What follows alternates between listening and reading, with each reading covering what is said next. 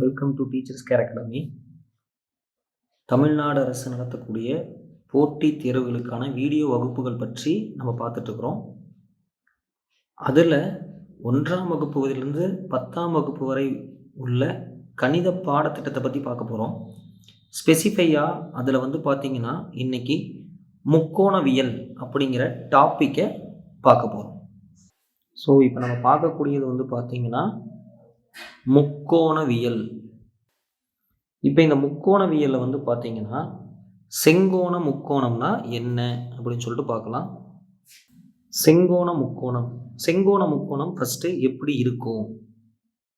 இது பேர் தான் செங்கோண முக்கோணம். சரிங்களா? ஸோ செங்கோண முக்கோணத்தோட எதிரே உள்ள பக்கம்னா என்ன? இதுதான் கோணம். சரிங்களா? கோணத்தை தீட்டான்னு சொல்லுவோம்.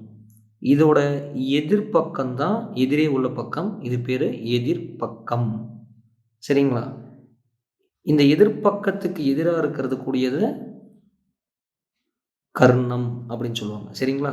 தாங்கிய பகுதி, இந்த கோணத்தை தாங்கிய பகுதி தான் அடிப்பக்கம். இது பேர் என்ன சொல்லுவாங்கன்னா கர்ணம்னு சொல்லுவாங்க. இப்படி போட்டால் எதிர்பக்கம், கர்ணம், அடிப்பக்கம். சரிங்களா? செங்கோண முக்கோணம்னா என்னென்ன அப்படின்னு சொல்லிட்டு பார்த்துருக்கோம். சரிங்களா? இந்த முக்கோணத்தோட நீளமான பகுதி தான் கர்ணம் அப்படிங்கிறத சொல்லுவோம். சரிங்களா? ரைட்ஸ். அடுத்தது நம்ம பார்க்கக்கூடியது பித்தாகரஸ் தேற்றம். ரொம்ப ரொம்ப இம்பார்ட்டண்டான டாபிக். கண்டிப்பாக போட்டித் தேர்வுகளில் இந்த பாடத்தில் பகுதியிலிருந்து ஒரு கேள்வி நிச்சயமாக உண்டு. அதனால் நல்லா கவனிச்சுக்கோங்க. சரிங்களா? பித்தாகரஸ் தேற்றம் என்ன சொல்லுது அப்படின்னா, ஒரு செங்கோண முக்கோணம் எடுத்துக்கிறோம்னு வச்சுக்கோங்க. இந்த செங்கோண முக்கோணம் பார்த்தீங்கன்னா இது 90 டிகிரின்னு சொல்லுவாங்க. சரிங்களா? இது ஏன்னு எடுத்துக்கிறேன், இதை பின்னு எடுத்துக்கிறேன், இதை சின்னு எடுத்துக்கிறேன். இது பேர் தீட்டான்னு சொல்லுவாங்க. சரிங்களா? செங்கோண முக்கோணத்தோட சரிங்களா கர்ணத்தோட வர்க்கம். இதில் எது கர்ணம்? முக்கோணத்தோட நீளம் தான் கர்ணம். கர்ணம் எந்த எழுத்துல இருக்கு? ஏசி. இந்த கர்ணத்தோட வர்க்கமானது மற்ற இரு பக்கங்களின் வர்க்கங்களின் கூடுதலுக்கு சமம். மற்ற இரு பக்கம்னா என்ன? இந்த எதிர்பக்கமும் இந்த அடுத்துள்ள பக்கமும். அதாவது AB square plus BC square. இது பேர் தான் நம்ம என்ன சொல்றோம்னா பித்தாகரஸ் தேற்றம். சரிங்களா? கர்ணத்தோட வர்க்கமானது அடுத்துள்ள இரண்டு பக்கங்களின் வர்க்கங்களின் கூடுதலுக்கு சமம். எதிர்பக்கம் ஸ்கொயர் பிளஸ் அடிப்பக்கம் ஸ்கொயர் அப்படிங்கிறத சொல்லுவோம். இது பேர் பித்தாகரஸ் தியரம் அப்படின்னு சொல்லிட்டு சொல்கிறாங்க. சரிங்களா?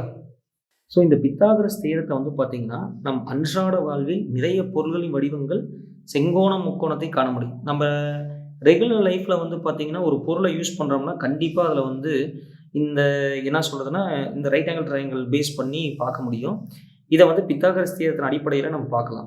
இந்த பித்தாகரஸ் தியரம் என்ன சொல்லுதுன்னா, 2 மதிப்பு கொடுத்துட்டாங்கன்னா அந்த 2 மதிப்பை வச்சு 3ஆவது மதிப்பை நம்மளால் கண்டுபிடிக்க முடியும்.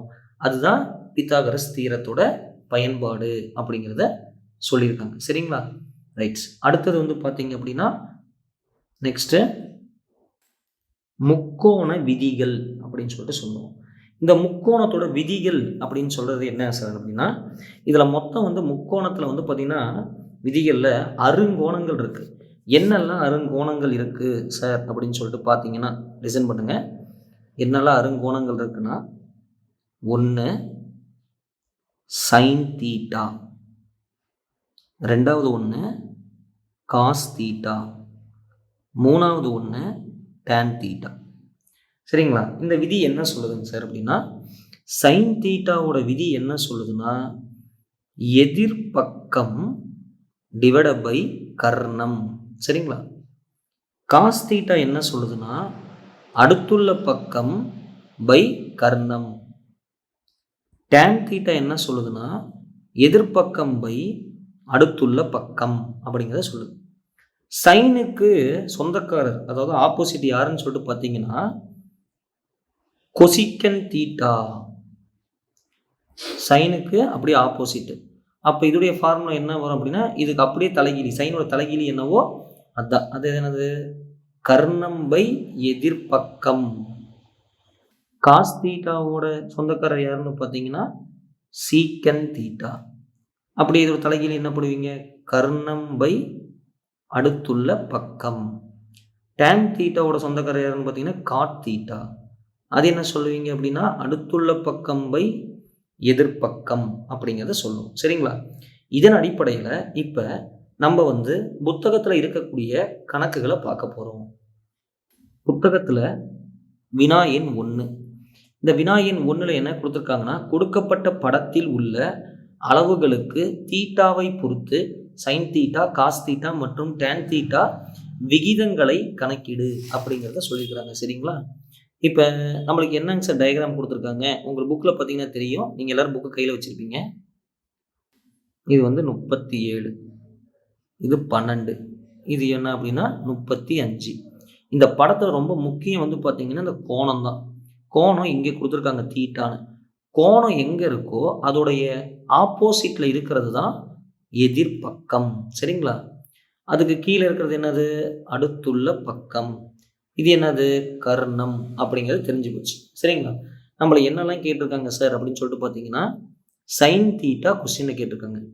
இப்போ தான் செக்ஷனில் பார்த்தோம். சைன் தீட்டாவுடைய சூத்திரம் ஃபார்முலா என்ன அப்படின்னா எதிர்பக்கம் பை கர்ணம் தட் இஸ் ஈக்குவல் டு இந்த படத்திலிருந்து எதிர்பக்கத்தை என்னன்னு சொல்லனா 35, கர்ணம் எவ்வளோ? 37. அவ்வளோதான் சைன் தீட்டாவுடைய answer. Next cos theta. Cos தீட்டாவுடைய ஃபார்முலா என்ன? அடுத்துள்ள பக்கம் பை கர்ணம். அடுத்துள்ள பக்கம் என்ன கொடுத்துருக்காங்கன்னா 12, கர்ணம் எவ்வளோ? 37. அவ்வளோதான் இதனுடைய ஆன்சர். Tan theta. டேன் தீட்டாவை என்ன சொல்லுவோம்? எதிர்பக்கம் பை அடுத்துள்ள பக்கம். அப்போ எதிர்பக்கம் என்னங்க சார் இருக்குது அப்படின்னு சொல்லிட்டு பார்த்தீங்கன்னா 35, அடுத்துள்ள பக்கம் என்னங்க சார் இருக்குது? 12. அவ்வளோதான் இதனுடைய ஆன்சர். புத்தகத்தில் கணக்கு எண் 2. கணக்கு எண் 2ல் என்ன சொல்லியிருக்காங்க? கீழ்கண்ட படத்தில் தீட்டாவை பொறுத்து 6 முக்கோணவியல் விகிதங்களை காண்க அப்படின்னு சொல்லியிருக்காங்க. சரி, தீட்டாவை பொறுத்து கொடுக்கப்பட்டுள்ள படம் என்ன படம் கொடுத்துருக்காங்க அப்படின்னு சொல்லிட்டு ஃபஸ்ட்டு பார்க்கலாம். ஒரு செங்கோண முக்கோணம் கொடுத்துருக்காங்க. இதுதான் தீட்டான்னு சொல்லிட்டாங்க. இப்போ தான் பார்த்தோம் தீட்டா எங்கே இருக்க, கோணம் எங்கே இருக்கோ அதோடைய எதிரில் இருக்கிறது தான் எதிர்பக்கம். அதோட நீளம் தான் கர்ணம். இதுதான் என்னது? நம்மளுக்கு அடுத்துள்ள பக்கம். இது 90 டிகிரியில் இருக்குது. இது 7ன்னு கொடுத்துருக்காங்க. கர்ணம் 25ன்னு கொடுத்துருக்காங்க. ஸோ அடுத்துள்ள பக்கம் 24. சரிங்களா? இப்போ பாருங்கள், இது நம்ம என்ன பண்ண போகிறோம் அப்படின்னா பித்தாகரஸ் தேற்றப்படி கண்டுபிடிக்க போகிறேன். இந்த பித்தாகரஸ் தேற்றம் என்ன சொல்லுது? கர்ணம் ஸ்கொயர். சரிங்களா? இது ஃபஸ்ட்டு பேர் வச்சிடலாம். இது ஏ, இது பி, இது சி. சரிங்களா? ஸோ கர்ணம் ஸ்கொயர். கர்ணம் என்னது? கர்ணம் என்னது? பிசி ஸ்கொயர் ஈக்குவல் டு எதிர்பக்கம் என்னது? ஏசி. அடுத்துள்ள பக்கம் என்னது? ஏபி. சார் இது இங்கே போட்டும் இதை இந்த பக்கம் போட்டு, அதாவது ஏபியையும் ஏசியையும் இடத்த மாற்றினா தப்பாயிருமாங்க சார் அப்படின்னா கண்டிப்பாக தவறுகள் கிடையாது. சரிங்களா? இப்போ பிசி நம்மளுக்கு என்னமா இருக்குது அப்படின்னு சொல்லிட்டு பார்க்கணும். ஸோ நம்ம பார்த்தீங்கன்னா இந்த இடத்துல நான் அடுத்துள்ள பக்கத்தை நான் கண்டுபிடிக்க போகிறோம். சரிங்களா? அடுத்துள்ள பக்கம் நம்மளுக்கு கொடுக்கல. சரிங்களா? அடுத்துள்ள பக்கம் நம்மளுக்கு கொடுக்கல அப்படின்னு எடுத்துக்கிறேன். அடுத்துள்ள பக்கம் நம்மளுக்கு கொடுக்கல. அடுத்துள்ள பக்கத்தை தான் நம்ம கண்டுபிடிக்கணும். இப்போ இந்த இடத்துல எது அடுத்துள்ள பக்கம்? ஏபி தான் அடுத்துள்ள பக்கம். சரிங்களா? அப்போ எனக்கு ஏபி தேவை. அப்போ பிசி ஸ்கொயர், இந்த ஏசி ஸ்கொயரை இடது பக்கமாக எடுத்தீங்கன்னா minus AC square equal to AB square அப்படின்னு சொல்லிட்டு வரும். சரிங்களா? அப்போ which implies AB square equal to BC square minus AC square. இந்த ஸ்கொயர் இருக்குல்ல, இந்த ஸ்கொயர் போகணும்னா இரண்டு பக்கமும் ரூட் எடுக்கணும். ரூட் எடுத்தோம்னா AB equal to root BC square minus AC square அப்படின்னு சொல்லிட்டு கிடைக்கும். பிசியுடைய மதிப்பு நம்மளுக்கு நல்லாவே தெரியும். என்ன? 25 ஸ்கொயர். மைனஸ் ஏசி உடைய மதிப்பு 7 ஸ்கொயர். 25 ஸ்கொயர் பண்ணோம்னா 625. 7 ஸ்கொயர் பண்ணோம்னா 49.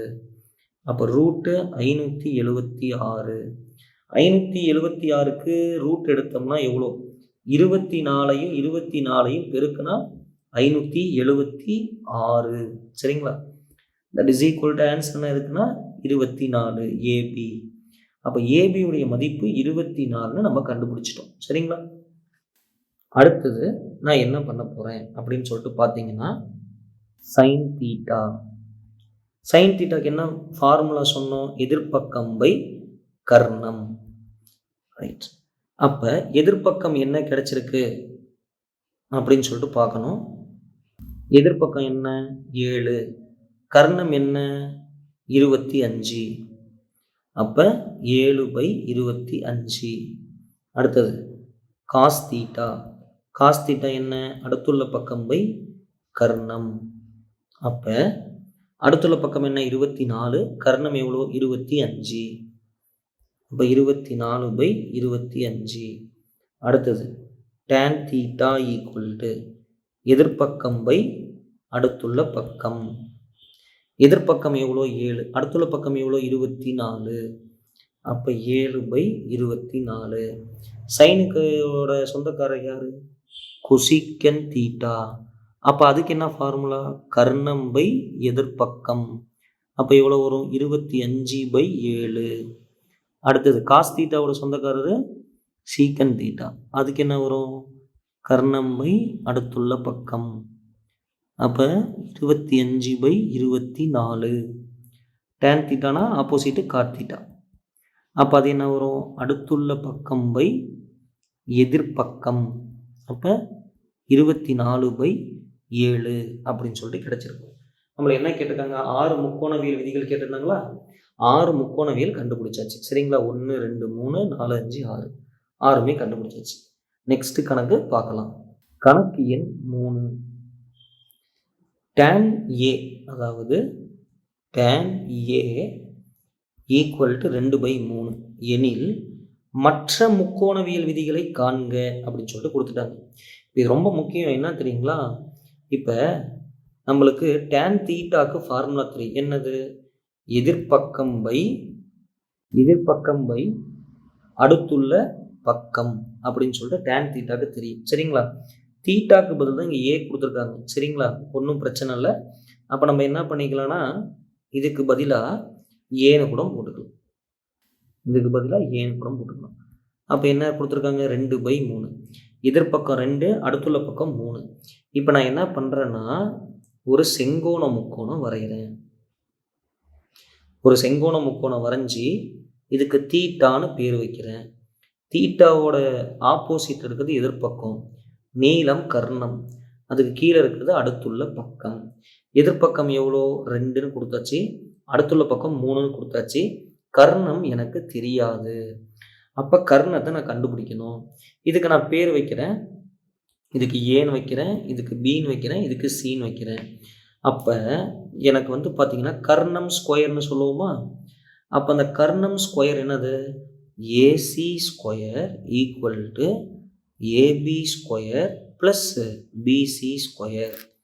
அப்போ ஏசி தான் கர்ணம். அப்போ AC square equal to AB ஏதோ மதிப்பு என்ன? 2 ஸ்கொயர். பிசி மதிப்பு 3 ஸ்கொயர். அப்போ ஏசி ஸ்கொயர் ஈக்குவல் 2 ஸ்கொயர் பண்ணால் 4, 3 ஸ்கொயர் பண்ணால் 9. அப்போ AC square equal to 13. AC equal to square answer பண்ணிச்சுன்னா ரூட்டு 13. அப்போ கர்ணம் நம்மளுக்கு என்னென்னு கிடச்சிருக்கு? ரூட்டு 13 அப்படின்னு சொல்லிட்டு கிடச்சிருக்கு. சரிங்களா? இப்போ இதிலிருந்து என்னெல்லாம் கண்டுபிடிக்கணும் சார்ன்னு பார்த்தீங்கன்னா மீதி இருக்கிற மற்ற முக்கோண விதிகள் தான் நம்மளை கேள்வியாக கேட்டுக்கிறாங்க. அப்போ சைன் கண்டுபிடிக்கலாம் இந்த இடத்துல. ஸோ ஃபஸ்ட்டு சைன் ஏ கண்டுபிடிக்கணும். சைன் ஏனா என்ன அப்படின்னா என்னது? எதிர்பக்கம் பை கர்ணம். எதிர்பக்கம் எவ்வளோ? 2. கர்ணம் எவ்வளோ? ரூட்டு 13. காஸ் ஏ எவ்வளோ வரும்? அடுத்துள்ள பக்கம் பை கர்ணம். அடுத்துள்ள பக்கம் எவ்வளோ? 3. கர்ணம் எவ்வளோ? ரூட்டு 13. tan ஏ தான் ஆல்ரெடி கண்டுபிடிச்சிட்டோம். சரிங்களா? அப்போ சைனுடைய ஆப்போசிட் யார்? கொசிக்கண்ட் ஏ. கொசிக்கண்ட் ஏனா கர்ணம் பை எதிர்பக்கம். அப்போ √13/2. அடுத்தது வந்து பார்த்தீங்கன்னா காசுடைய ஆப்போசிட் யார் அப்படின்னா சீக்கண்ட் ஏ. சீக்கண்ட் என்ன வரும்? கர்ணம் பை அடுத்துள்ள பக்கம் √13/3. அடுத்தது காட் ஏ, டேனுடைய ஆப்போசிட் அடுத்துள்ள பக்கம் பை எதிர்பக்கம். அப்போ எவ்வளோ வரும்? 3/2 அப்படிங்கிற ஆன்சர் நம்மளுக்கு கிடைச்சிருக்கு. இதுதான் இதனுடைய ஆன்சர். கணக்கு எண் 4. இந்த 4வது கணக்கில் சீக்கன் தீட்டாவுடைய மதிப்பு 13/5 அப்படின்னு சொல்லி கொடுத்துட்டாங்க. அப்படி இருந்துச்சு அப்படின்னா 2 sine theta minus 3 cos theta whole divided by 4 sine theta minus 9 cos theta equal to 3 அப்படி நிரூபிக்க சொல்லியிருக்காங்க. சரிங்களா? இப்போ வந்து பார்த்தீங்கன்னா எனக்கு இந்த இடத்துல சீக்கன் தீட்டான் இருக்குது பார்த்தீங்களா? இப்போ சீக்கன் தீட்டாவுடைய ஃபார்முலா என்னன்னு சொல்லிட்டு பார்க்கணும். காசுடைய ஃபார்முலா தான், காசுடைய ஆப்போசிட் தான் நம்ம வந்து சீக்கன்னு சொல்லுவோம். சரிங்களா? இப்போ காசுடைய ஆப்போசிட் தான் சீக்கன்.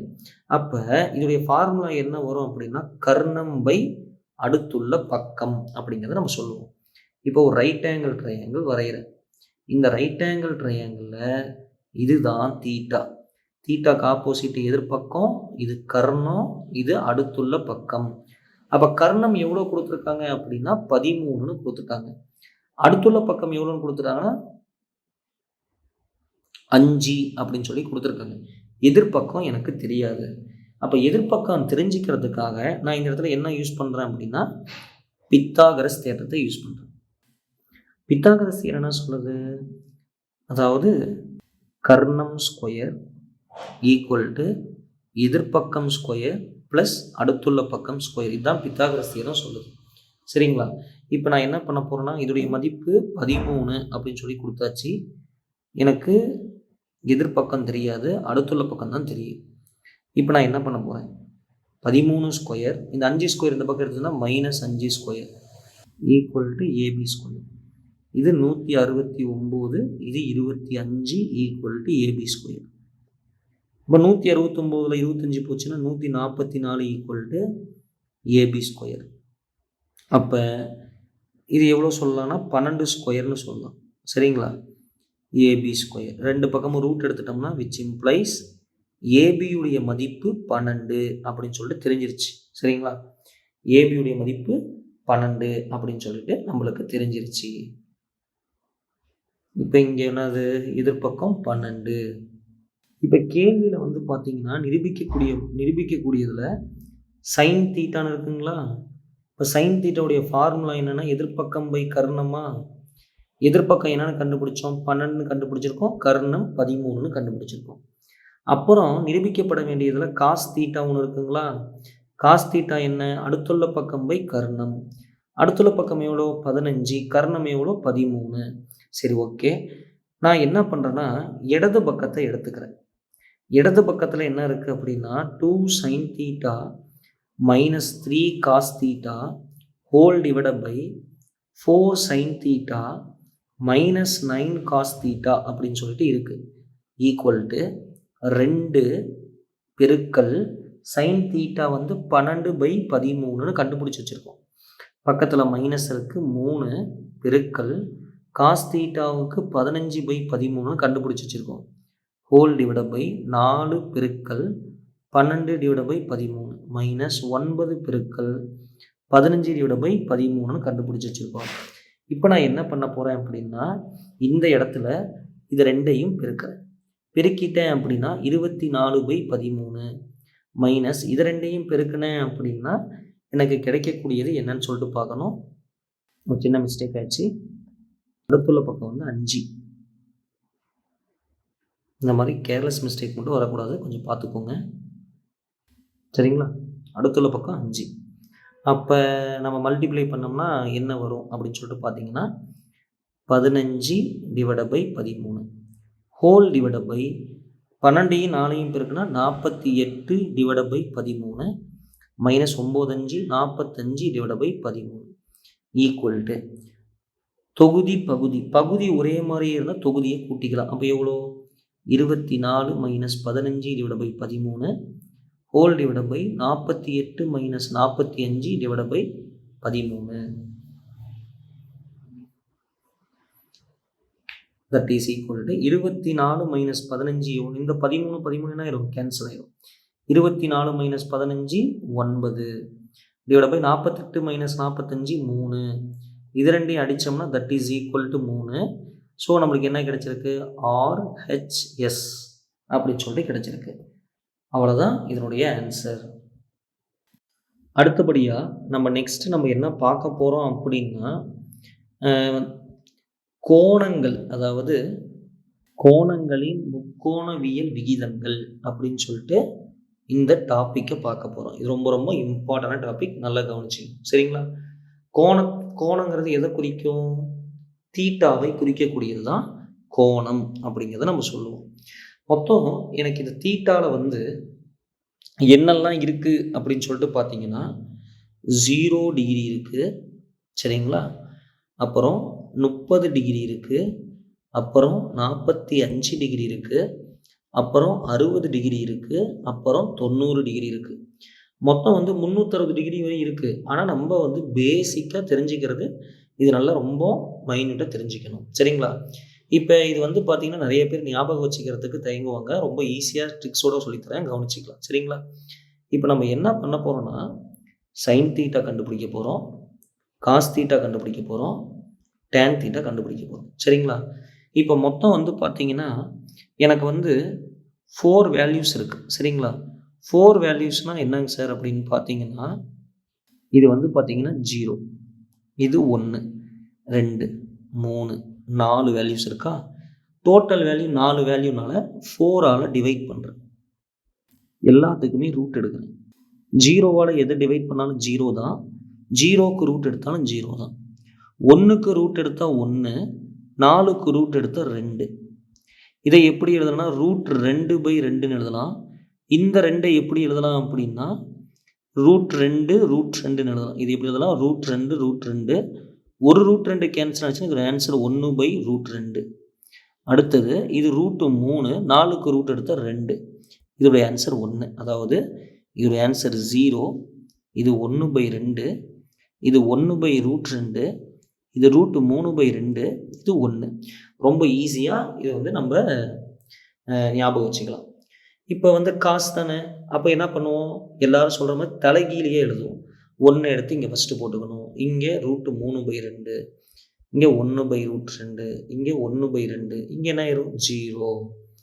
டேன் தீட்டானா என்னங்க சார் அப்படின்னா, டேன் தீட்டா அப்படின்னா sine theta by cos theta தான் டேன் தீட்டான்னு சொல்லுவோம். அப்போ சைன் தீட்டாவோட வேல்யூ 0/1, ஆன்சர் என்ன 0 சரிங்களா. அடுத்தது பார்த்தீங்கன்னா 1/2 டிவைட் பை √3/2, 2 கட் ஆயிரும். அப்போ ஆன்சர் என்ன 1/√3, இதுதான் டேன் தீட்டாக்கு சரிங்களா.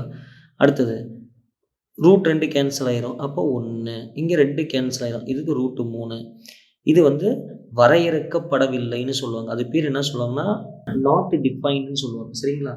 வரையறுக்கப்படவில்லை, அது இன்ஃபினிட்டி. எனிதிங் பை 0 எப்பயுமே இன்ஃபினிட்டி அப்படிங்கிறது தெரிஞ்சிடும் சரிங்களா. இதுலேயே பார்த்தீங்க அப்படின்னா ரொம்ப சுலபமாக ஆக்சுவலாக இந்த 3 தீட்டாவையும் கண்டுபிடிச்சிட்டோம் அப்படின்னா இதோடைய சொந்தக்காரங்களது, அதாவது cosecant theta, secant theta, cot theta, இதெல்லாம் ரொம்ப ஈஸியாக இருக்கும். இது சம போடுறப்ப நம்ம பார்க்கலாம் சரிங்களா. புக்கில் கணக்கு எண் 5 மதிப்பு காண்க. சைனு 30 டிகிரி ப்ளஸ்ஸு காசு 30 டிகிரியோட மதிப்பு கேட்டுக்கிறாங்க சரிங்களா.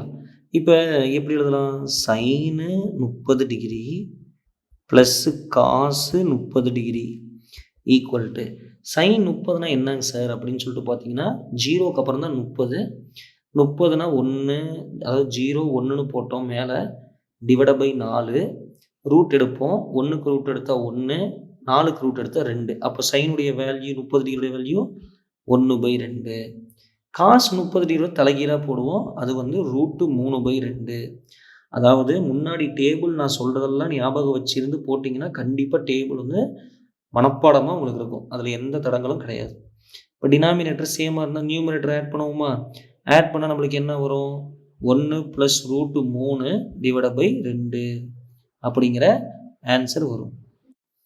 இதில் வேணால் நம்ம ஞாபகம் வச்சுக்கிறதுக்கு சைடில் எழுதிடலாம். sin 30 டிகிரியுடைய வேல்யூ என்ன, cos 30 டிகிரியுடைய வேல்யூ என்ன அப்படிங்கிறத எழுதிக்கலாம். ஏன்னா ஞாபகம் இருக்கும். சரிங்களா?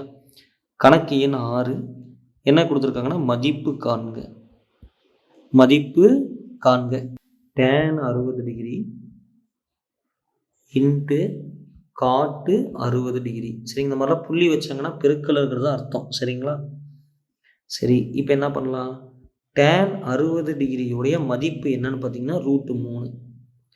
cot 60 டிகிரியுடைய மதிப்பு 1/√3. நம்மளை என்ன கேள்வி கேட்டுக்கிறாங்க? tan 60 டிகிரி √3 பெருக்கல் cot 60 டிகிரி 1/√3. இப்போ என்ன பண்ணுங்க? √3 அடிபட்டு போயிடும். இதோடைய ஆன்சர் என்ன? 1 அப்படின்னு சொல்லிட்டு கிடைக்கும். சரிங்களா? கணக்கு எண் 6 மதிப்பு கேட்டுக்கிறாங்க. tan 45 degree / tan 30 degree plus tan 60 degree. tan 45 டிகிரியுடைய மதிப்பு 1, tan 30 டிகிரியுடைய மதிப்பு 1/√3, tan 60 டிகிரியுடைய மதிப்பு √3. சரிங்களா? இதோட வேல்யூ 1, இதோடைய வேல்யூ 1/√3, இதோடைய வேல்யூ √3. அப்போ 1 இதை குறுக்கு பெருக்கல் பெருக்குனீங்கன்னா 1 + 3 / √3. வகுத்தல் கீழே வகுத்தல இருக்கு, இது மேலே போயிடும். அப்போ √3/4 தான் இதனுடைய ஆன்சர்.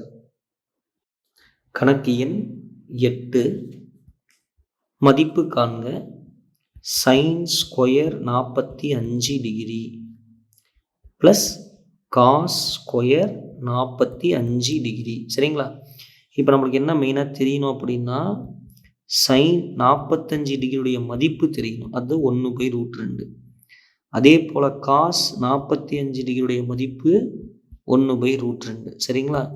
அப்போ இங்கே என்ன வரும்? 1/√2 whole square plus 1/√2 whole square. அப்போ ஸ்கொயர் 1 ஸ்கொயர் பண்ண 1, √2 ஸ்கொயர் பண்ண 2. இங்கேயும் 1/2. அப்போ 2/2ங்களா? அப்போ ஆன்சர் என்ன? 1.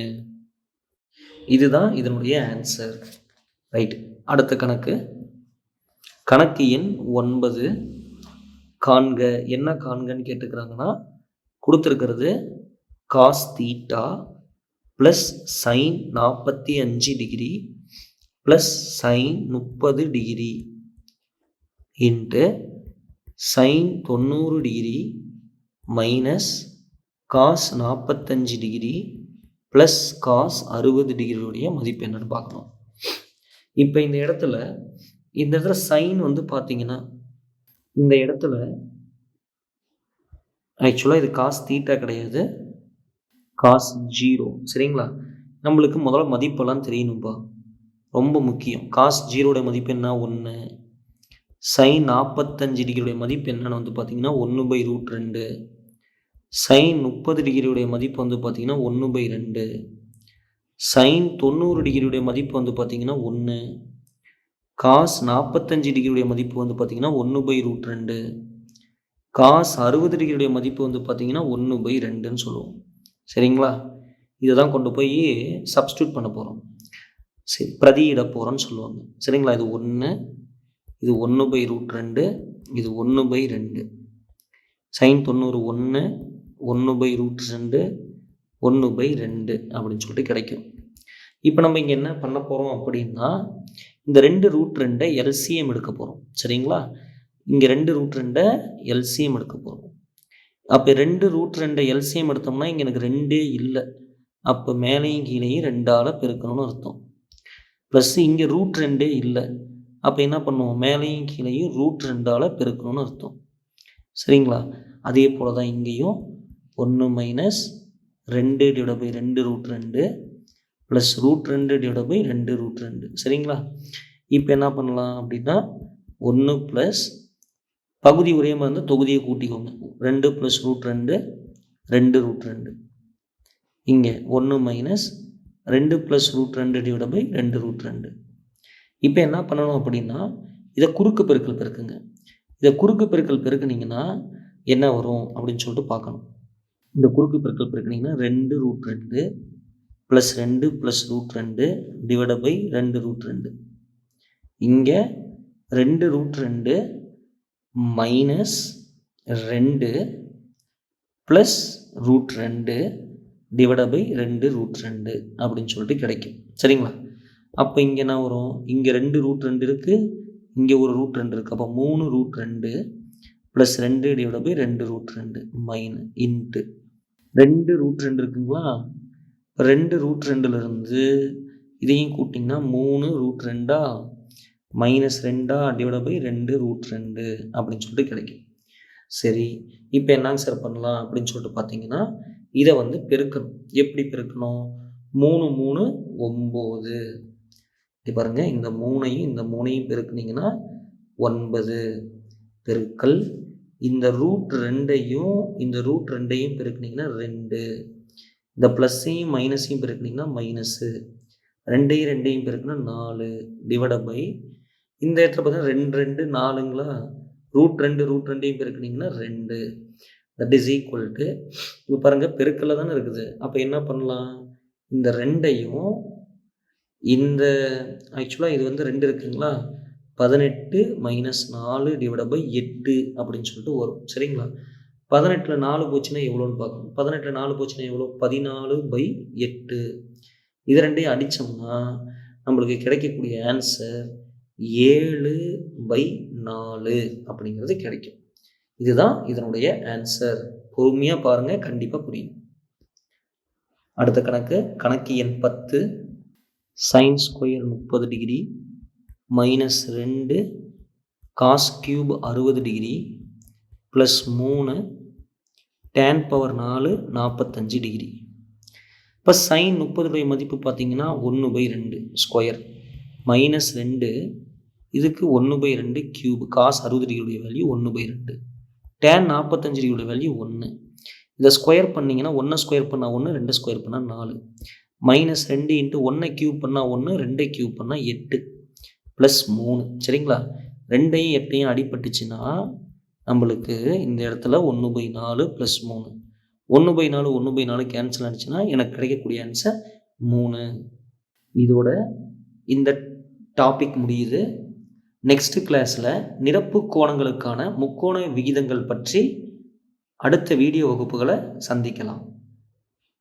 தேங்க்யூ.